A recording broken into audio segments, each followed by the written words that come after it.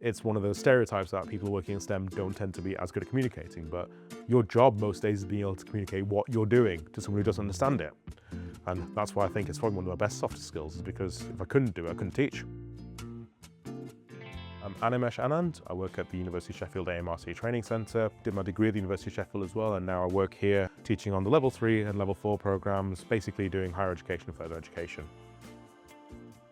Started off at school, went into A-level, did physics, chemistry, biology and maths, so now the full science kind of STEM route for it. Kind of love the idea of engineering as a whole because of the idea of it being more problem-solving based, why things are the way they are. Why do we wear clothes made out of cotton? Why is the gates made out of metal? Why are all these kind of specific things used for those reasons? And it just kind of felt like a properly fascinating world, just kind of picking and choosing why things are what they are and just answering questions, and that's kind of what drew me into it.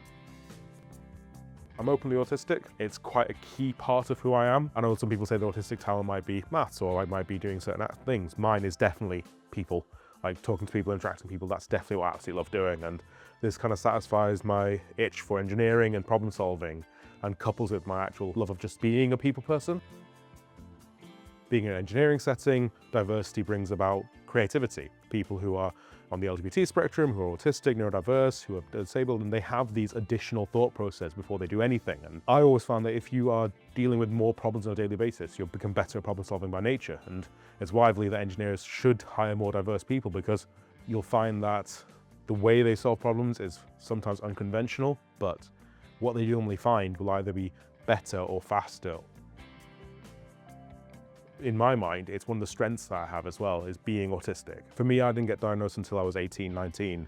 I went through my entirety of my secondary education without kind of any support. And from that point to now, you can just see night and day, it's all been good, because it's not a disability most of the time, for it can be. Then having my own coping mechanisms for that can help me kind of flourish in other ways. And using that in lessons has been really fascinating, because some learners you can tell when they start tuning out. And one of the things I kind of advocate for is you don't need to ask me to take 2 minutes out of a lesson. It's stuff like that which I didn't really have an option of at school. It's like, you know, oh, can I go get some water, please?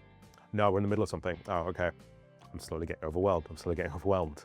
It's relating, isn't it? If you can't relate to your students a lot as a tutor in some way or another, it makes it harder to bridge that gap of like understanding, because people are more likely to listen to someone that understands them, someone with autism. They kind of look at me, who is also autistic, standing in front of the class teaching. It just breaks down that little barrier.